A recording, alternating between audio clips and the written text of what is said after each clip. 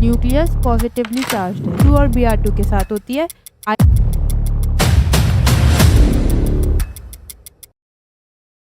Hello everyone, welcome to Horizon academy. My name is Aarushi Gupta और आज हम पढ़ेंगे प्रिपरेशन ऑफ हेलो अरीन्स। तो पहला मेथड होता है प्रिपरेशन का इलेक्ट्रोफिलिक सब्स्टिट्यूशन रिएक्शन। हमारा फर्स्ट मेथड ऑफ प्रिपरेशन है बाय इलेक्ट्रोफिलिक सब्स्टिट्यूशन रिएक्शन।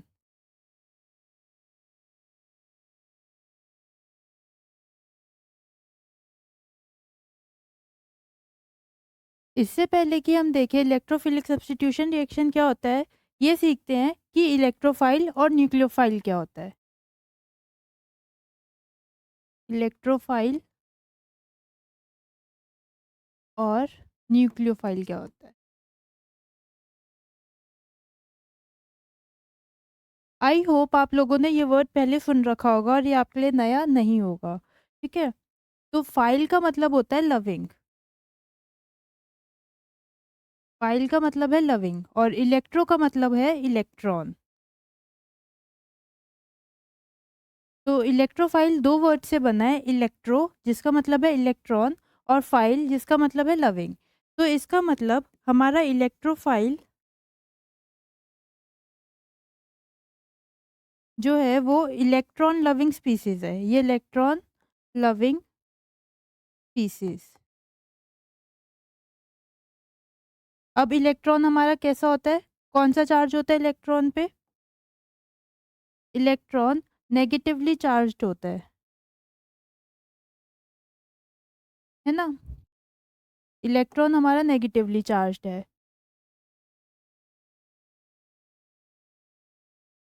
तो इलेक्ट्रोफाइल हो गया वो स्पीसीज जिसे नेगेटिव चार्ज पसंद है। तो नेगेटिव चार्ज किसे पसंद होगा? पॉजिटिव चार्ज को, है ना। हमने देखा है नेगेटिव पॉजिटिव को अट्रैक्ट करता है और पॉजिटिव नेगेटिव को। तो electrophile negatively charge loving species है, मतलब वो स्पीसीज जिससे नेगेटिव चार्ज पसंद है। तो इलेक्ट्रोफाइल खुद क्या होगा? इलेक्ट्रोफाइल खुद एक पॉजिटिवली चार्ज स्पीसीज होता है। Electrophile is a positively charged species. ठीक है, ये खुद पॉजिटिवली चार्ज्ड होता है या फिर हम कह सकते हैं इलेक्ट्रॉन डेफिशिएंट होता है। क्या होता है? Electron deficient. और it is an electron deficient species. तो अब से हम इलेक्ट्रोफाइल को ई प्लस लिख सकते हैं।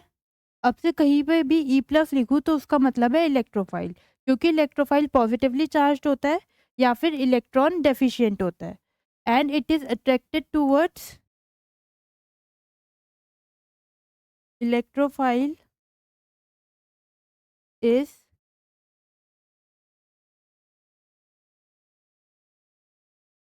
electrophile is attracted towards negatively charged और इलेक्ट्रॉन रिच स्पीसीज।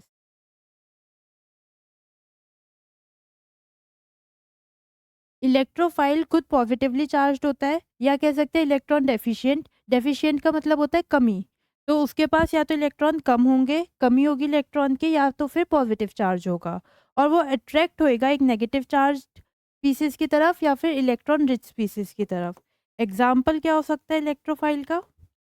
कोई भी positive charge species, suppose CH3 carbocation है ये हमारा, ये होगा हमारा इलेक्ट्रोफाइल। और क्या हो सकता है इलेक्ट्रोफाइल का एग्जाम्पल? NO+, Br+, Cl+,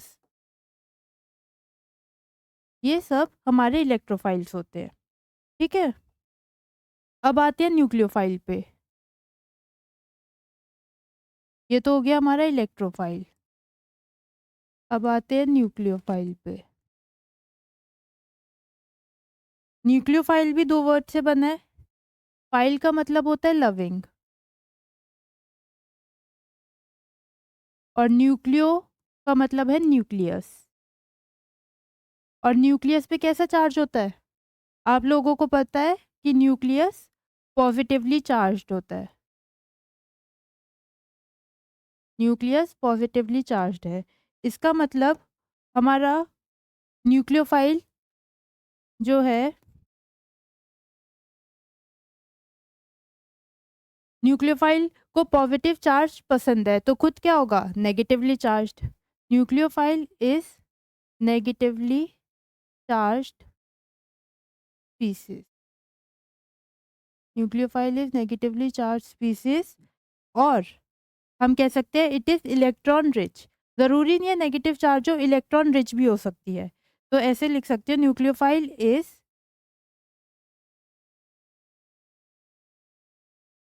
पहला पॉइंट हो गया कि negatively charge species, negatively charged species. दूसरा पॉइंट हो गया इलेक्ट्रॉन रिच। और तीसरा पॉइंट हो गया कि have lone pairs, have lone pair. अगर मैं बात करूं नेगेटिवली चार्ज स्पीसीज की, तो एग्जाम्पल हो गए COO माइनस, CN माइनस, ये सब हमारे न्यूक्लियोफाइल्स है। इलेक्ट्रॉन रिच स्पीसीज का एग्जाम्पल हो सकता है बेंजीन रिंग। अब बेंजीन रिंग में 3 पाई बॉन्ड्स होते हैं, तो इसलिए ये इलेक्ट्रॉन रिच होती है। तीसरा lone pairs, suppose ammonia, ammonia में या नाइट्रोजन के पास ऊपर 2 लोन पेयर्स है, तो ये हो गया इलेक्ट्रॉन रिच स्पीसीज, तो हम इसको बोलेंगे न्यूक्लियोफाइल। तो अब से हम न्यूक्लियोफाइल को शॉर्ट में ऐसे डिनोट करेंगे। ये नेगेटिवली चार्ज्ड होता है, इसलिए यहाँ पे हमने माइनस का साइन लगा दिया। तो हमने सीखा इलेक्ट्रोफाइल इलेक्ट्रॉन लविंग स्पीसीज होता है, खुद पॉजिटिवली चार्ज्ड होता है। न्यूक्लियोफाइल नेगेटिवली चार्ज होता है और इसे न्यूक्लियस पसंद है, तो पॉजिटिव चार्ज की तरफ ये अट्रैक्ट होता है। ठीक है, तो ये तो हमारा बेसिक डिफरेंस था न्यूक्लियोफाइल और इलेक्ट्रोफाइल में। इसे नोट करो, फिर सीखते हैं कि इलेक्ट्रोफिलिक सब्स्टिट्यूशन रिएक्शन क्या होती है। ठीक है, अब देखते हैं कि इलेक्ट्रोफिलिक सब्स्टिट्यूशन रिएक्शन क्या होती है।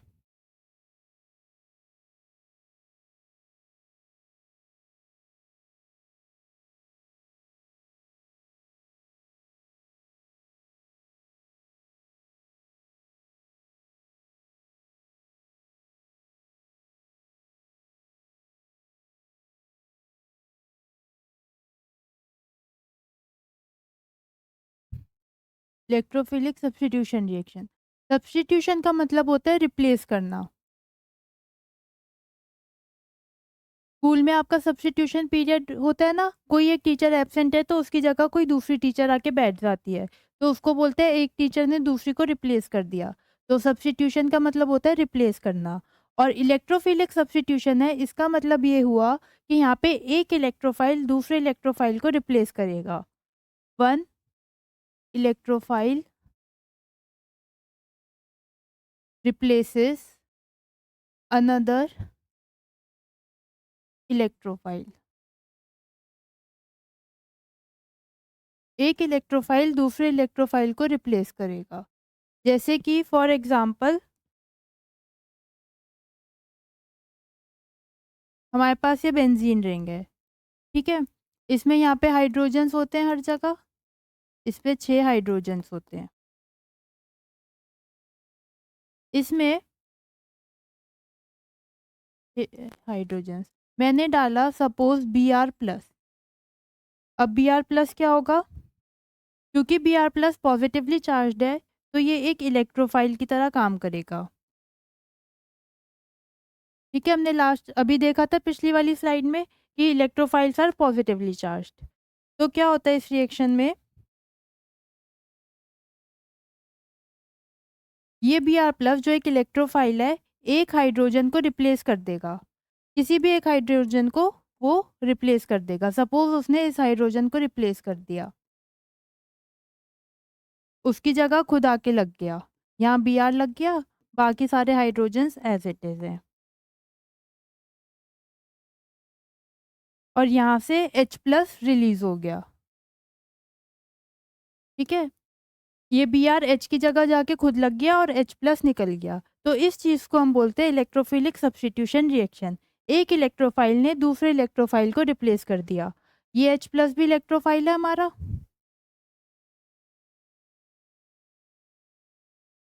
Br plus replaced H plus, Br plus replaced H plus, Br plus ने H प्लस को हटा के खुद उसकी जगह आके लग गया। तो इस चीज़ को बोलते हैं इलेक्ट्रोफिलिक सब्स्टिट्यूशन रिएक्शन। एक इलेक्ट्रोफाइल ने दूसरे इलेक्ट्रोफाइल को रिप्लेस कर दिया। ठीक है, समझ आया? अब इसका एग्जाम्पल हम सीखेंगे कि कैसे इससे हेलो अरीन्स हम प्रिपेयर कर सकते हैं।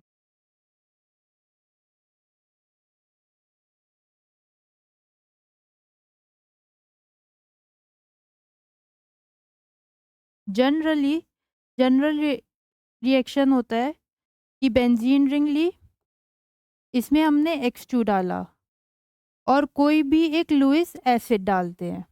लुईस एसिड कैटलिस्ट का काम करता है यहाँ पे।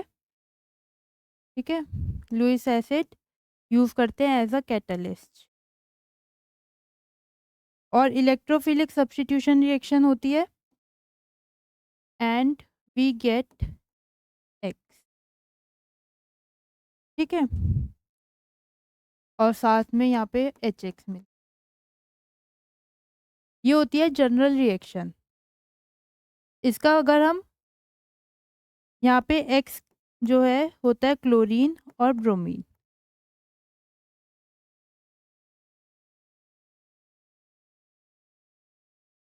देखो, ठीक है, ये हमारी जनरल रिएक्शन है।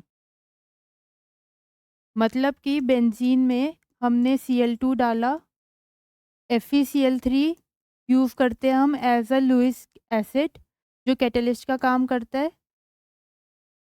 यहाँ पे क्लोरीन और HCl, या फिर बेंजीन रिंग Br2 FeBr3 डाला,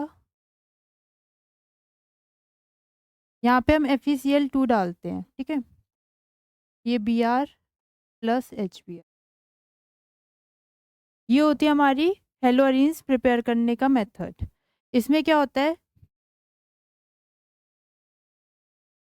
ये जो Br2 और FeBr3 यूज करा हमने, इससे मिलके हमें Br प्लस मिलता है जो कि होता है एक electrophile.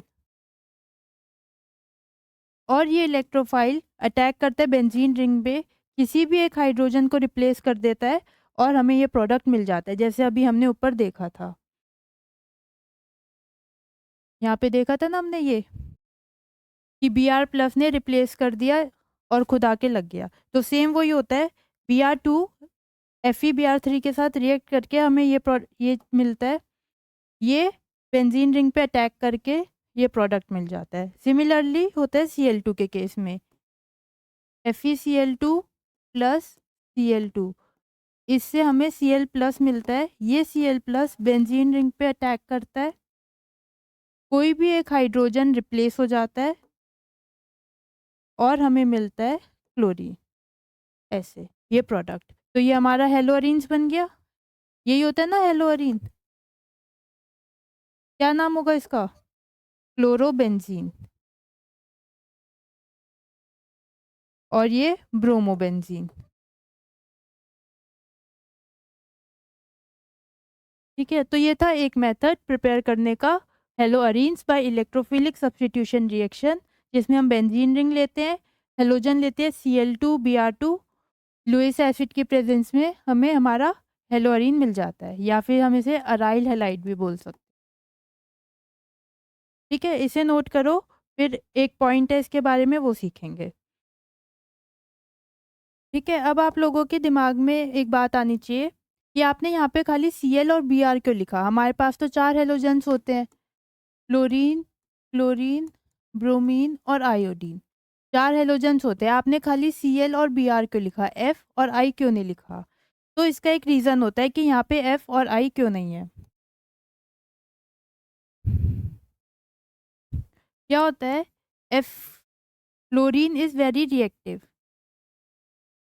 so because of high reactivity of fluorine this reaction is not take place, because of high reactivity of fluorine. Fluorine की हाई रिएक्टिविटी की वजह से ये रिएक्शन नहीं होती है फ्लोरीन के साथ। और आयोडीन के साथ क्यों नहीं होती है? Because reaction with iodine is reversible. Fluorine की तो बहुत हाई रिएक्टिविटी है, इस वजह से ये रिएक्शन फ्लोरीन के साथ नहीं होती, F2 के साथ नहीं करते, खाली Cl2 और Br2 के साथ करते हैं। F2 से इसलिए नहीं करते क्योंकि उसकी रिएक्टिविटी हाई है, और आयोडीन के साथ इसलिए नहीं करते क्योंकि रिएक्शन रिवर्सिबल होती है। Reaction with iodine is reversible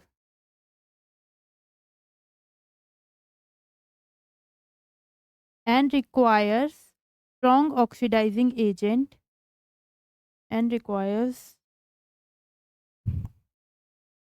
strong oxidizing agent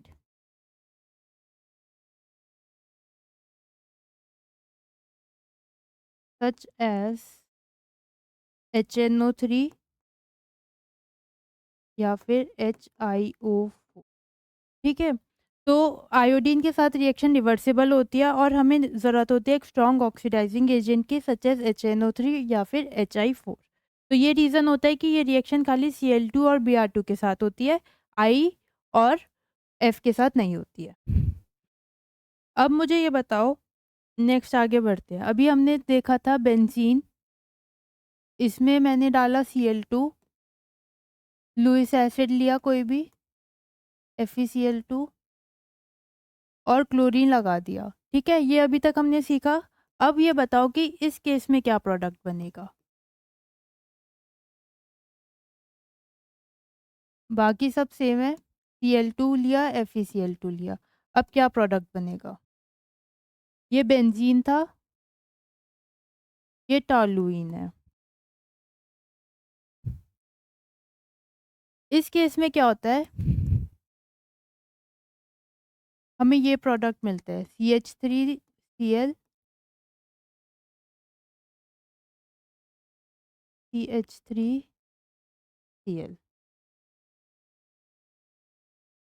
benzene के केस में जो ये 6 हाइड्रोजन्स थे, चारों इक्विवेलेंट थे। ठीक है, किसी भी एक को रिप्लेस कर दो, हमें ये मिल जाएगा, कोई फ़र्क नहीं पड़ता। लेकिन इस केस में ये हाइड्रोजन सेम नहीं है ना? ये इसके पास है, ये इससे 1 और 3 पोजीशन पे है, ये 1 और 4 पोजीशन पे है। हमें मिलता है इस केस में ऑर्थो प्रोडक्ट और पैरा प्रोडक्ट। अब ऐसा क्यों? पता है आपको ऑर्थो और पैरा क्या होता है? ये मैंने पहले बताया था, एक बार फिर बता देती हूँ।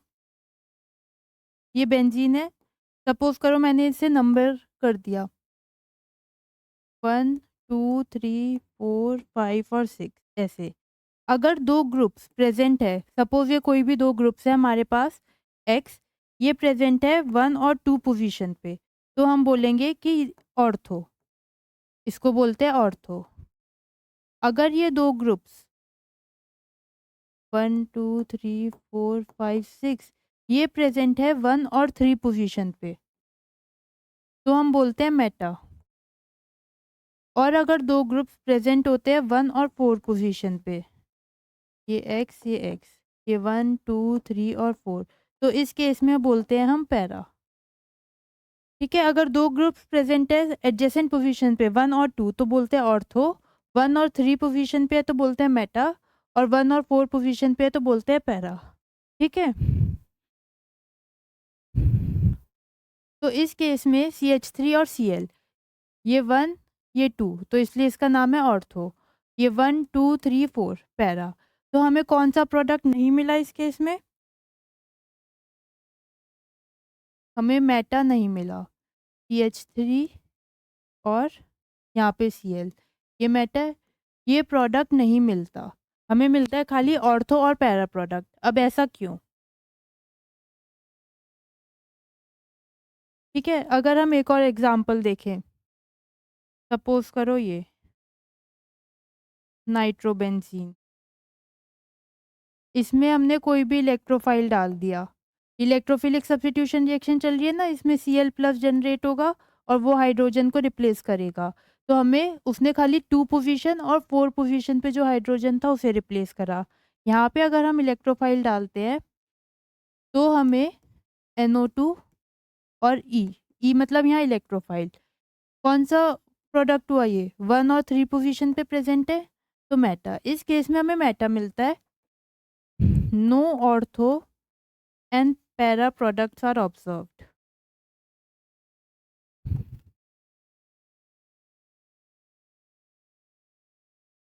तो अब क्वेश्चन आता है कि ऐसा क्यों, इस केस में ऑर्थो पैरा मिल रहा है, इस केस में मेटा मिल रहा है, कि ऐसा क्यों हो रहा है और हमें पता कैसे चलेगा कि किस केस में कौन सा प्रोडक्ट बनेगा। बेंजीन वाला केस तो सिंपल था, सारे हाइड्रोजन सेम थे, किसी को भी रिप्लेस कर दो और क्लोरीन लगा दो। इस केस में क्या होगा, अब ये देखो, इ- कुछ ग्रुप्स होते हैं हमारे ortho and para directing, ortho and para directing, ये आप लोगों को याद रखने पड़ेंगे कुछ ग्रुप्स जो होते हैं ऑर्थो एंड पैरा डायरेक्टिंग। कौन से होते हैं ये, हमारे सारे हेलोजेंस जैसे कि Cl, Br, I, ठीक है, और फ्लोरीन, ये सारे ऑर्थो एंड पैरा डायरेक्टिंग होते हैं। इसके अलावा alkyl groups CH3, C2H5 etcetera, इसके अलावा OH, NH2SH और OR, ये सारे हमारे ऑर्थो एंड पैरा डायरेक्टिंग होते हैं। अब आता है Meta directing.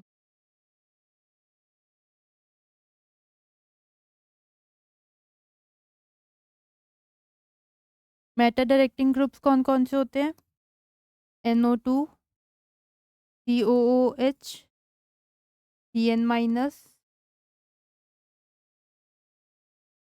C double bond OR, C double bond OH, ये सारे हमारे मेटा डायरेक्टिंग ग्रुप्स होते हैं।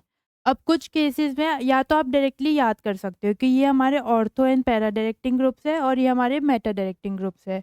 अब बेंजीन रिंग में हमारा एल्काइल ग्रुप लगा हुआ था CH3, जो क्या होता है ऑर्थो एंड पैरा डायरेक्टिंग, इसलिए हमें टॉलुइन के केस में ऑर्थो और पैरा प्रोडक्ट मिला था, ठीक है।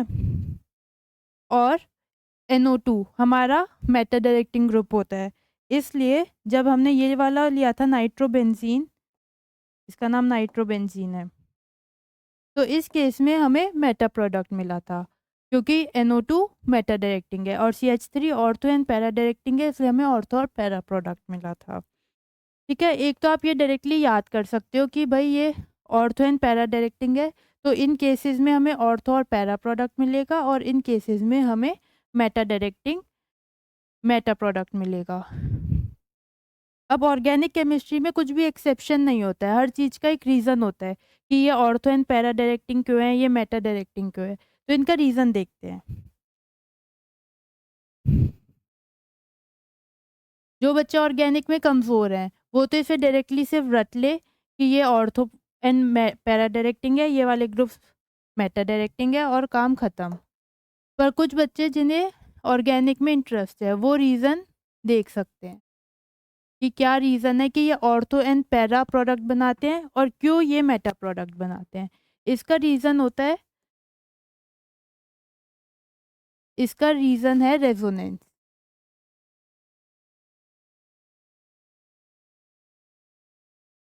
इसका रीज़न है रेजोनेंस। आप लोगों ने 11th क्लास में जब जीओसी पढ़ी होगी तो रेजोनेटिंग स्ट्रक्चर्स याद करे होंगे, ठीक है। तो अब आप मुझे इसका रेजोनेटिंग स्ट्रक्चर बना के दिखाओ। ये सपोज OH है, OH कैसा ग्रुप है, ऑर्थो एंड पैरा डायरेक्टिंग, इसका रेजोनेटिंग स्ट्रक्चर बनाओ। इसका जब हम रेजोनेटिंग स्ट्रक्चर बनाएंगे तो ऑक्सीजन के पास 2 लोन पेयर्स है, ये अपने लोन पेयर्स इधर दे देगा और ये वाला डबल बॉन्ड उठ के यहाँ आ जाता है, तो ये O, ये H, यहाँ पे पॉजिटिव चार्ज, यहाँ पे नेगेटिव चार्ज और ये ऐसे। नेक्स्ट स्टेप में क्या होता है, नेक्स्ट स्टेप में ये ऐसे,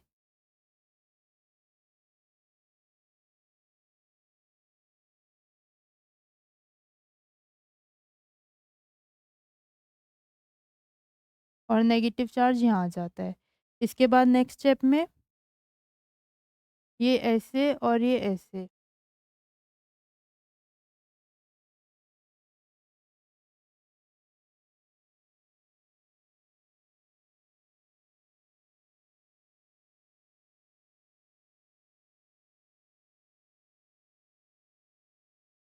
और फिर इसके बाद नेक्स्ट स्टेप, फाइनली हमें फिर से हमारा पहले वाला प्रोडक्ट मिल जाता है।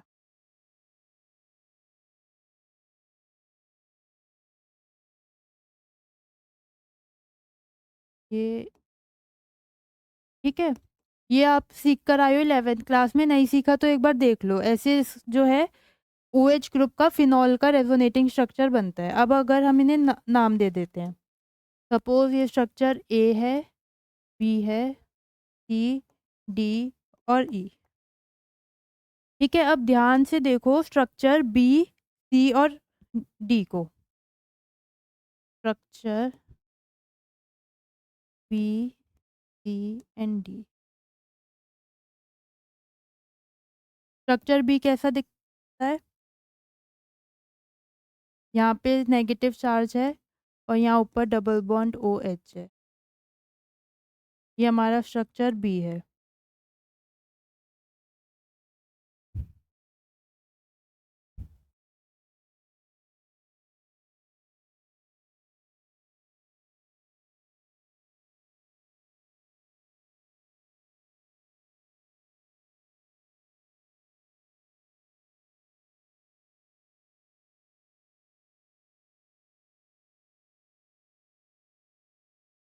स्ट्रक्चर सी बनाए अगर, तो सी कैसा है?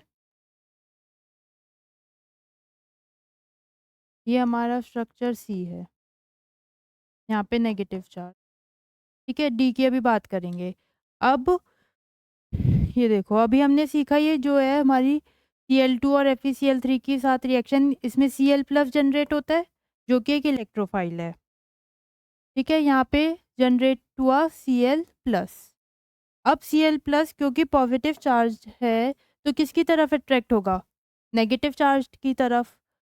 तो ये नेगेटिव चार्ज यहाँ जाने के बजाय यहाँ जाना पसंद करेगा ना, क्योंकि यहाँ पे ऑलरेडी नेगेटिव चार्ज है। तो ये पॉजिटिव चार्ज इधर चला जाता है, इस नेगेटिव की तरफ। और जो हमें प्रोडक्ट मिलता है वो होता है CH3 इधर, और यहाँ पर जो है Cl माइनस आके जुड़ गया, Cl प्लस आके जुड़ गया। और ये कौन सा प्रोडक्ट बना? हमारा ऑर्थो। इस केस में देखें तो Cl प्लस होगा या कोई भी इलेक्ट्रोफाइल मान लो होगा। अब ये इलेक्ट्रोफाइल नेगेटिव चार्ज की तरफ जाना पसंद करेगा और ये यहाँ चला जाता है, अट्रैक्ट होता है पॉजिटिव नेगेटिव की तरफ, और Cl यहाँ लग गया। इधर हमारा OH है फिलहाल, OH और OH। ठीक है, ये कौन सा प्रोडक्ट बन गया? पैरा। अगर हम स्ट्रक्चर डी देखें तो इसमें नेगेटिव चार्ज यहाँ पर है।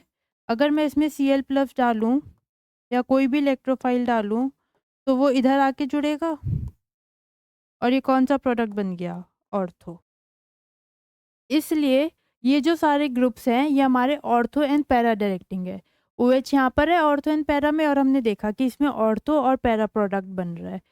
ऐसे ही सेम बाकी सारे में भी होता है, हेलोजेंस में, इनमें और इनमें। जितने भी एग्जाम्पल्स लिखे हैं उन सब में ऐसे ही रेजोनेटिंग स्ट्रक्चर्स बनेंगे, और यहाँ पे नेगेटिव चार्ज आएगा और जो हमारा इलेक्ट्रोफाइल है इनकी तरफ अट्रैक्ट होकर हमें ऑर्थो और पैरा प्रोडक्ट देगा। अब देखते हैं मेटा का एग्जाम्पल। मेटा का एक एग्जाम्पल है NO2। ठीक है, NO2 के रेजोनेटिंग स्ट्रक्चर्स बनाना।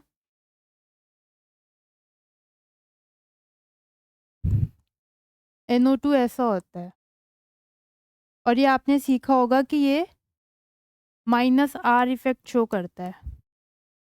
तो ये ऐसे और ये ऐसे।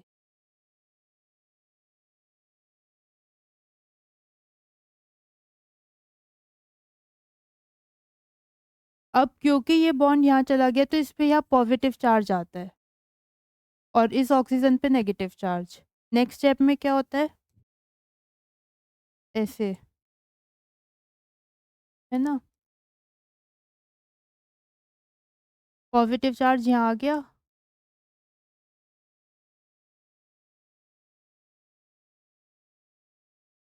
फिर इसके बाद नेक्स्ट स्टेप में ये वाला बॉन्ड इधर। ये सब आप लोगों ने 11th क्लास की जीओसी में सीखा है, इसलिए मैं फटाफट बना दे रही हूँ।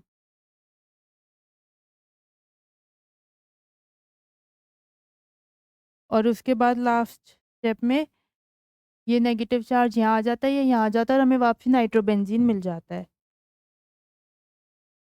अब इसको नाम दे देते हैं ए, बी, सी और डी।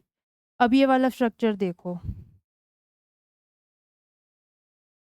हम ये हमने इसमें कोई भी इलेक्ट्रोफाइल डाला, अब यहाँ पे भी पॉजिटिव चार्ज है, यहाँ पे भी पॉजिटिव चार्ज है, तो रिपेल करेगा एक दूसरे को, तो ऑर्थो प्रोडक्ट तो बनाएगा नहीं। No ortho product. क्यों? क्योंकि ऑर्थो पे पॉजिटिव चार्ज आ रहा है, पॉजिटिव चार्ज आ रहा है तो ये दोनों आपस में रिपेल करेंगे। अगर ये वाला केस देखें, इसमें मैंने इलेक्ट्रोफाइल डाला, पॉजिटिव चार्ज कहाँ है? यहाँ। ये इलेक्ट्रोफाइल इस पोजीशन पे तो जाएगा नहीं, एन यहाँ है, ये यहाँ है, कौन सा प्रोडक्ट बनेगा? पैरा। तो मतलब नो पैरा प्रोडक्ट। क्यों? क्योंकि पैरा पोजीशन पे जो है पॉजिटिव चार्ज है, इलेक्ट्रोफाइल यहाँ आएगा, रिपल्शन हो जाएगा, दूर भाग जाएगा। इस केस में क्या होगा? इलेक्ट्रोफाइल डाला, ये पॉजिटिव चार्ज ना यहाँ पे है, इधर इस कार्बन पे, सेम वही, इधर इलेक्ट्रोफाइल नहीं आएगा क्योंकि रिपल्शन होगी, तो no ortho product. Ortho product तो बनेगा नहीं। तो हमने ये देखा कि नाइट्रोबेंजीन के केस में ऑर्थो और पैरा प्रोडक्ट नहीं बन सकते। क्यों? क्योंकि यहाँ पे पॉजिटिव चार्ज आ रहा है। तो कौन सा प्रोडक्ट बचा? मेटा। तो हमें कौन सा प्रोडक्ट मिलता है? Meta product. मतलब कि ये वाला, इधर NO2 और इलेक्ट्रोफाइल आ जाएगा इधर। ई हमारा क्या है? कोई भी इलेक्ट्रोफाइल। तो हमने अभी सीखा था कि NO2 हमारा मेटा डायरेक्टिंग होता है, सेम ऐसा हर ग्रुप में होता है, इसलिए इन ग्रुप्स को हम ऑर्थो एंड पैरा डायरेक्टिंग कहते हैं, इन ग्रुप्स को मेटा डायरेक्टिंग कहते हैं। इसलिए टोल्यूइन के केस में हमें ऑर्थो और पैरा प्रोडक्ट मिले थे और नाइट्रोबेंजीन के केस में मेटा प्रोडक्ट। तो आप लोगों को इतना सब कुछ सीखने की ज़रूरत नहीं है, सिंपली ये याद कर लो कि कौन से groups ortho and para directing होते हैं, कौन से ग्रुप मेटा डायरेक्टिंग होते हैं।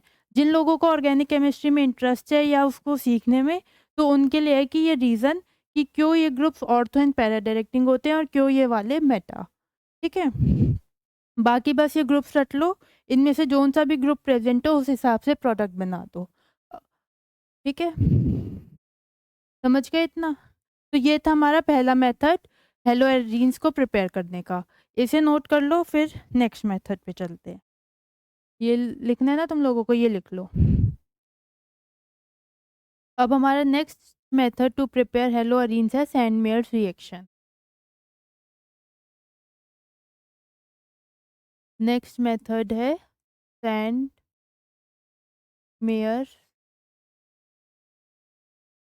रिएक्शन।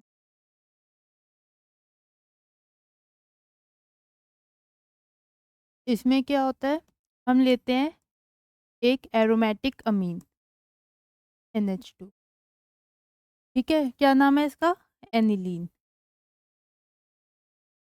बेंजीन के ऊपर जब NH2 लगा होता है तो उसको हम एनिलीन बोलते हैं। इसको हम रिएक्ट करवाते हैं सोडियम नाइट्राइट के साथ, NaNO2 के साथ रिएक्ट करवाते हैं इन प्रेजेंस ऑफ HCl, और टेम्परेचर हमें मेंटेन करना होता है 0 to 5 डिग्री सेल्सियस। ठीक है, हमने एनिलीन लिया, उसको NaNO2 HCl के साथ रिएक्ट करवाया, टेम्परेचर हमने रखा 0 से 5 डिग्री सेल्सियस। तो क्या होता है इस केस में? हमें डाइजोनियम सॉल्ट मिलती है।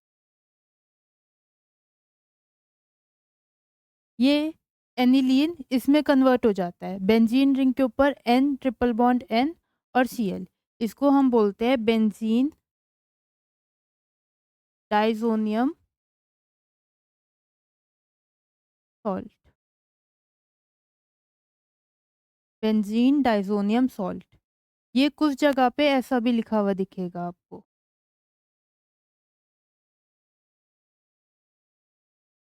अगर आप बुक देखोगे तो बुक में ये ऐसा लिखा हुआ होगा। मैंने इस N2 को खोल के लिख दिया, नहीं तो N2 ऐसे भी लिख सकते हैं। अब क्या होता है नेक्स्ट, ये बेंजीन डाइज़ोनियम सॉल्ट रिएक्ट करती है Cu2Cl2 के साथ। हमारा बेंजीन था, उसके ऊपर NH2 ग्रुप लगा था। NH2 ग्रुप हटके क्या लग गया, N2Cl। अब ये N2Cl हटके क्या लग जाएगा यहाँ, Cl, और क्या बन गया, क्लोरोबेंजीन। इसको हम बोलते हैं सैंडमेयर्स रिएक्शन। ठीक है, इतना।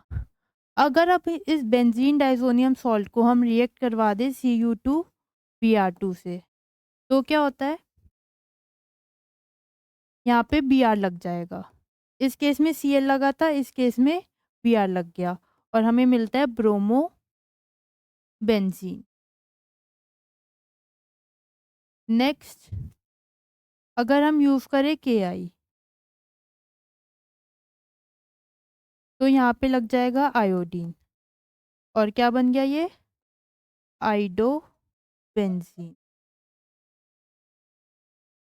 ठीक है, तो ये होती है हमारी इसमें जो पहली दो रिएक्शंस हैं, ये वाली, ये दोनों, इन दोनों को बोलते हैं हम सैंडमेयर्स रिएक्शन। सैंडमेयर एक साइंटिस्ट था, उसने दी थी ये रिएक्शन, इसलिए इसको हम बोलते हैं सैंडमेयर्स रिएक्शन। ठीक है, और ये बेंजीन डाइज़ोनियम सॉल्ट बहुत इंपॉर्टेंट है, आगे भी जब आप जाओगे तो सीखोगे। अभी हल्का सा देख लो कि अगर हम इसे रिएक्ट करवाते हैं H2SO4 के साथ, तो यहाँ पे लग जाता है OH ग्रुप। अगर हम इसे रिएक्ट करवाते हैं CuCN के साथ, तो यहाँ पे लग जाता है साइनाइड ग्रुप। और इसी तरह ये और बहुत सारी रिएक्शंस देता है। तो एनिलीन को जब रिएक्ट करवाया हमने किसके साथ, NaNO2 और HCl in the presence of 0 to 5 degree Celsius, तो हमें मिला बेंजीन डाइज़ोनियम सॉल्ट, और वो इन रिएजेंट्स के साथ रिएक्ट करके अलग अलग प्रोडक्ट बनाता है, और क्लोरोबेंजीन और ब्रोमोबेंजीन की फॉर्मेशन को बोलते हैं सैंडमेयर्स रिएक्शन।